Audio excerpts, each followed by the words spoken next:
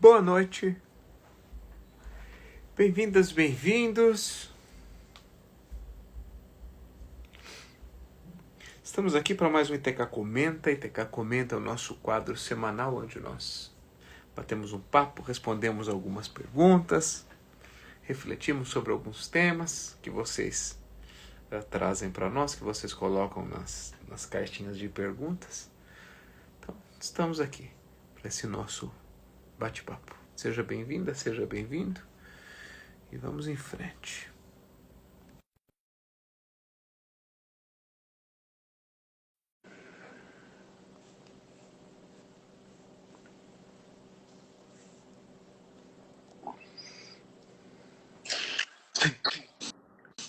Saúde, querida. Obrigada, boa noite, bem-vindos, bem-vindas ao ITK Comenta.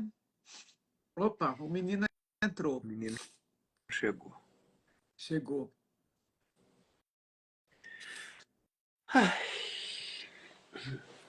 Boa noite, eu acho que minha câmera tá suja, não tá?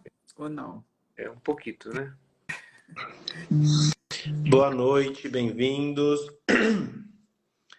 Melhorou? Melhorou. Que bom.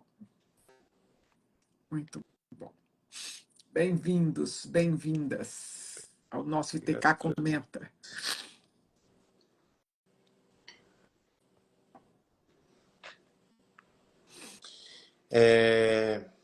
Vamos lá. Como fazer para os nossos filhos sentirem que precisam fazer o LT? Isso não é possível, né? Você não vai conseguir despertar o sentimento de que eles precisam fazer o LT. Isso é extremamente pessoal. A gente fala isso, inclusive no final do Leader Training, que a gente tem que tomar um cuidado muito grande para não virar, sabe, fanático religioso, que fica aquela coisa chata de, porque você tem que fazer, porque é a melhor coisa do mundo, porque isso, porque é aquilo. O que a gente sente muito dentro do Leader Training é que no momento certo, cada um vai estar lá, né, fazendo o treinamento. O que eu sinto que talvez você possa ajudar os seus filhos a colocar um pouquinho de quais foram os seus ganhos, de quais foram os benefícios que você teve com o Leader Training e o porquê que, de alguma forma, você acredita que isso ajudaria na vida deles. Não mais do que isso. Uma pessoa ir para o Leader Training forçada, na marra, sabe? É muito pior do que ela não ir. Porque geralmente quando alguém vai na marra ou mesmo na mentira, porque às vezes tem gente que conta uma mentira para a pessoa estar lá, a pessoa acaba indo embora. E aí acaba não sendo tão proveitoso, né? Então, fala dos seus benefícios, fala dos seus ganhos, fala o que você acredita que eles podem ganhar ao participar do Leader Training e só. No momento certo, eles vão sentir ou não essa vontade de estar lá e a necessidade. E aí eles vão na hora deles. A gente fala muito no LT que as ações confirmem as palavras. Então, quem fez o LT sabe do que é que nós estamos falando, sabe qual é o contexto disso. Então, que a gente possa traduzir todos os dias, a partir de uma boa vida, de uma vida alinhada com aquilo que a gente quer, equilibrada.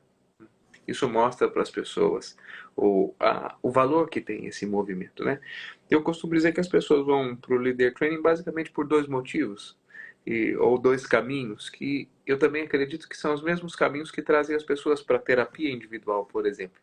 Ou a pessoa vai porque ela está muito bem e ela quer dar um passo no processo de autoconhecimento, de autodesenvolvimento.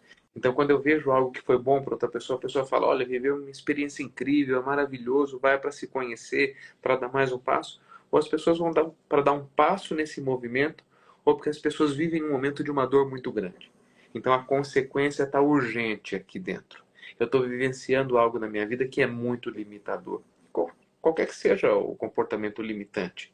A procrastinação, ansiedade, insegurança, medo, mágoa, uma história difícil que eu vivi, uma relação difícil com os meus pais, com os meus filhos, no relacionamento par, no relacionamento casal, não importa. né? Então, eu invariavelmente acredito que as pessoas chegam lá por isso, ou que elas querem dar um passo a mais no processo, também querem dar um passo a mais, ou tem uma dor ali instalada, algo que é latente, que precisa ser trabalhado. Então, no momento certo de cada um, as coisas acontecem. Respondido. Concordo.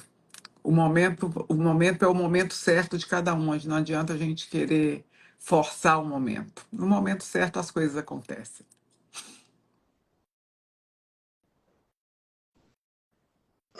Muito bom.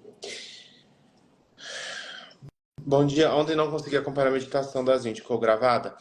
As meditações não ficam mais gravadas aqui na página do Instagram, já tem algum tempo que a gente tem feito isso. Elas estão ficando gravadas no canal do YouTube do ITK. Então, elas continuam acontecendo ao vivo às 20 horas, mas as gravações estão na página do ITK, tá bom? Do YouTube. Meu atual marido trata meu filho do primeiro casamento com muita rigidez e zero afeto. Bom, não tem uma pergunta, mas acho que cabe um comentário, né? Primeira coisa, entender que esse seu atual marido não é o pai desse seu filho. Então, você, óbvio, enquanto mãe, precisa entender qual é o limite dessa rigidez e quanto isso é aceitável ou não. Porque esse seu filho tem um pai, né? E o pai desse seu filho que exerce esse papel de pai. O seu marido é o seu atual companheiro, padrasto do seu filho, mas de forma alguma é o pai dele. E aí precisa entender o que essa rispidez, o que essa rigidez que você coloca tá entendendo. Se é algo que passa de um limite, de uma falta de educação, de algum valor, algo nesse sentido e você precisa intervir, ou se é só de alguma forma ele querendo direcionar ou alguma coisa nesse sentido.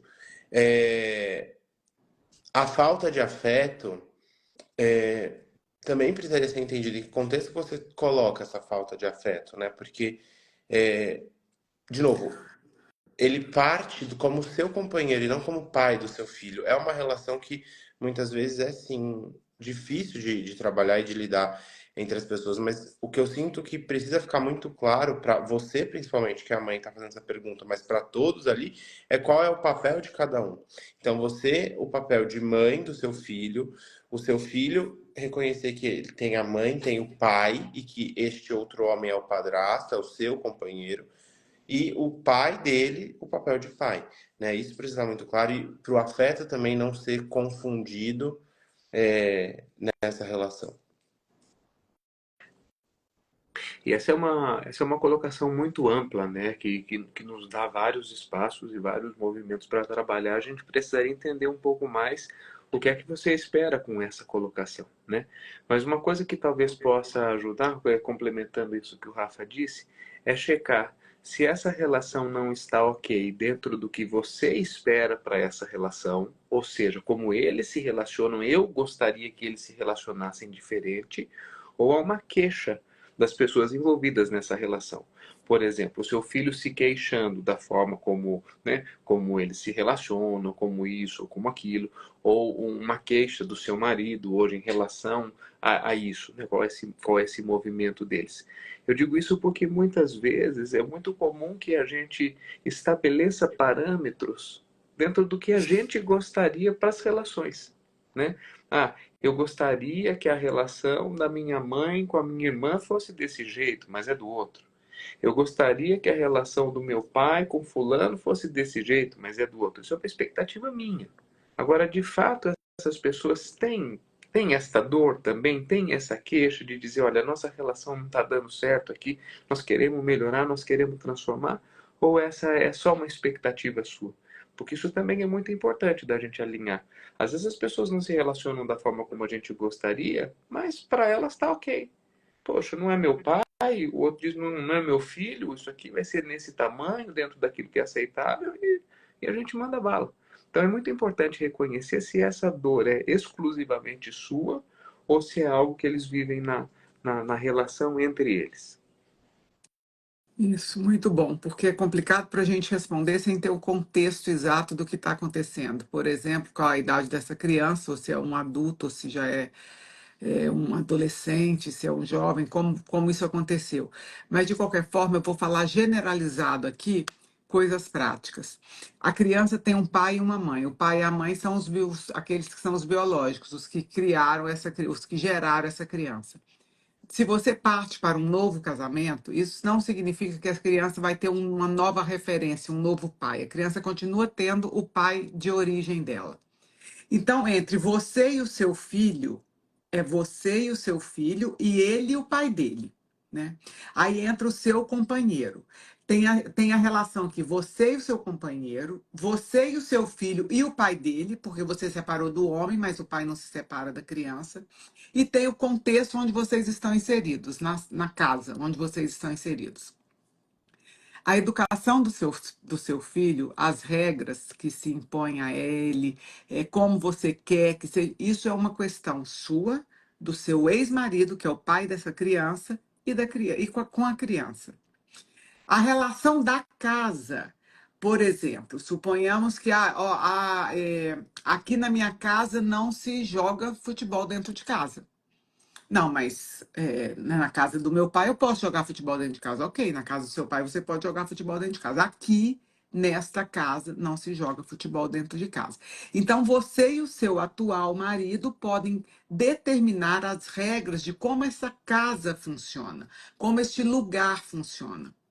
Mas quem determina as regras de educação entre o filho é você e o seu marido, você e o pai dele. Então, eu não sei se eu estou conseguindo ser clara. A educação é você e o pai, mas existem regras de convivência nessa casa. Esse homem, apesar de não ser o pai desta criança, as regras da convivência da casa, onde ele divide o espaço com você, é ele que impõe, que determina. São vocês dois juntos que criam isso. Mas em relação ao seu filho, é você e o seu marido. Isso está muito generalizado, porque é muito difícil a gente responder sem saber, né? E o principal aí é você ficar atento ao que os meninos falaram. Qual é a sua expectativa? Não dá para você esperar algo que é seu nessa relação, né?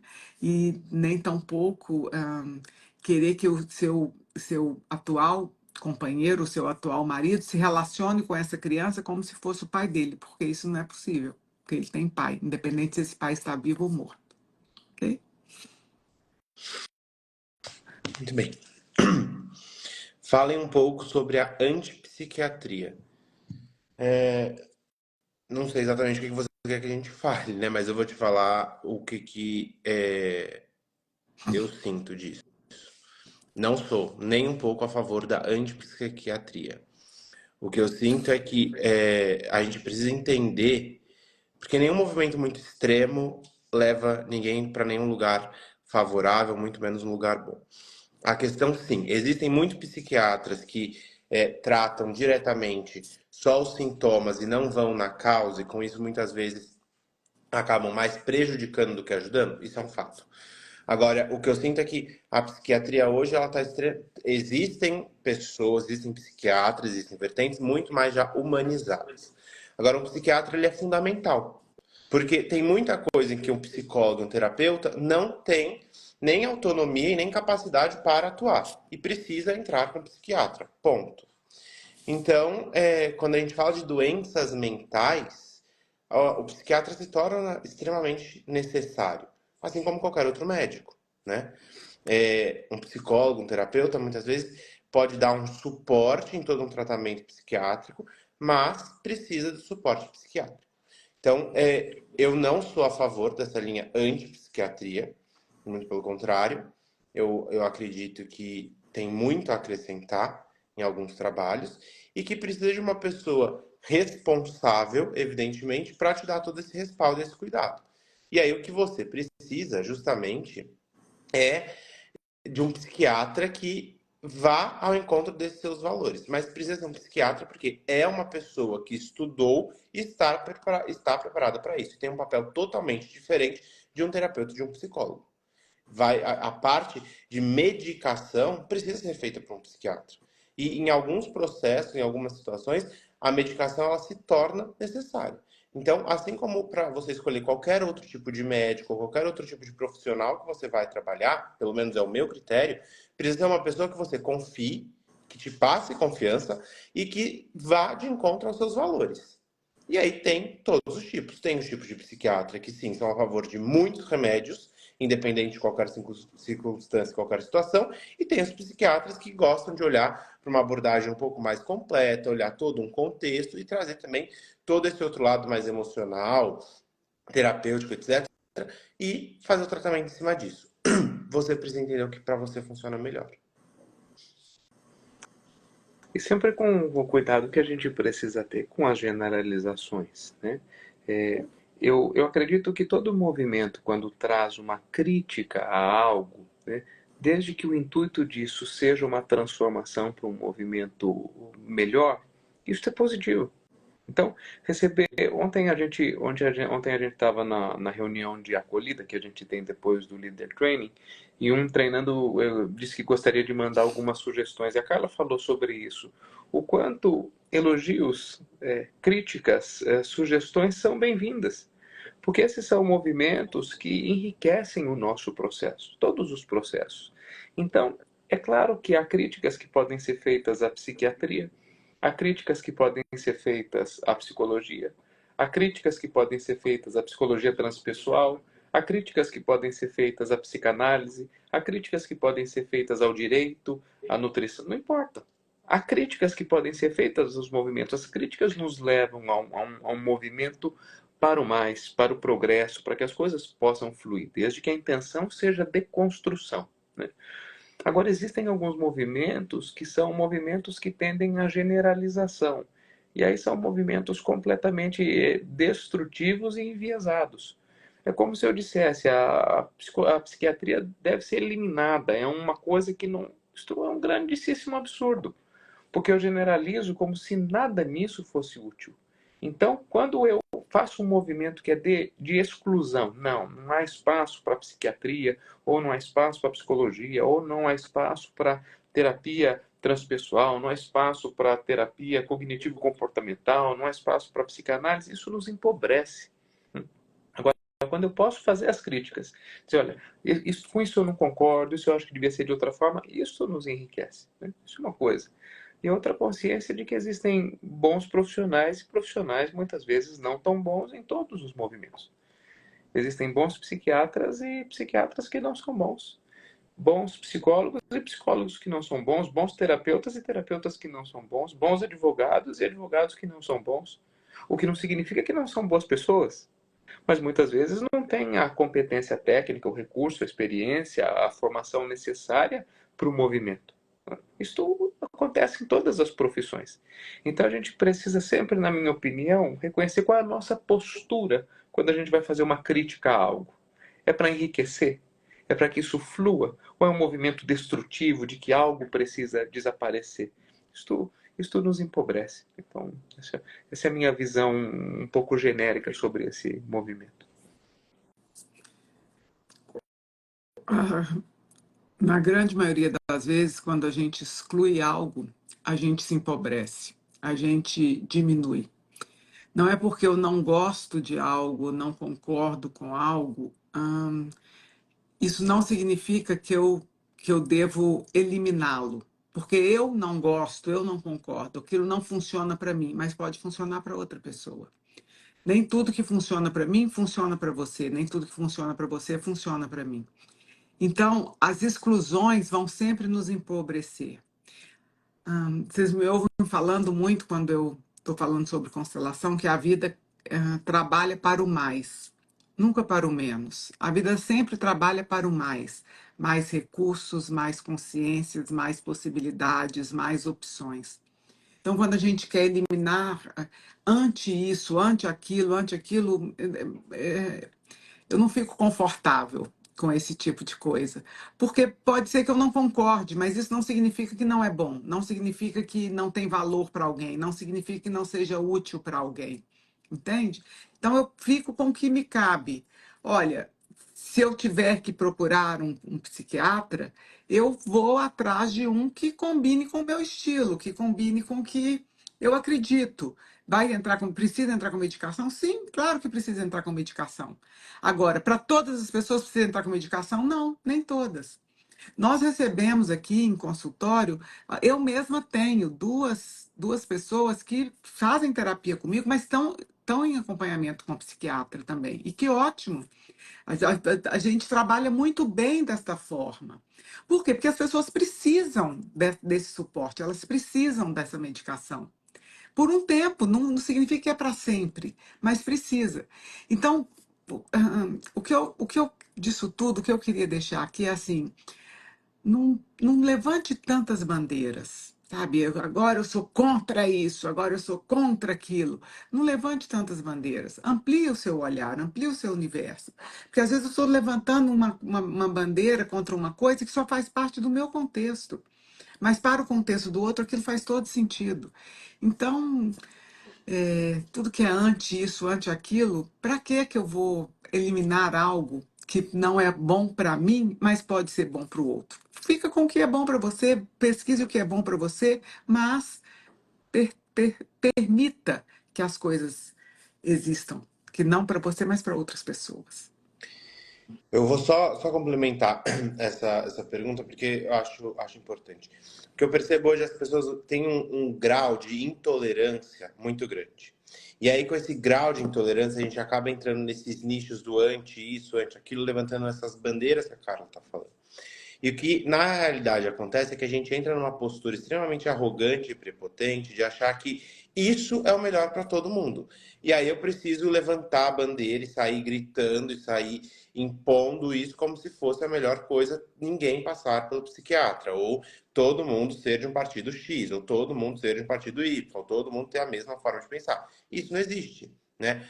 Quando a Carla coloca a questão de ampliar, a gente pode incluir diversas formas, por mais que eu não concorde, que eu não goste, enfim, é necessário.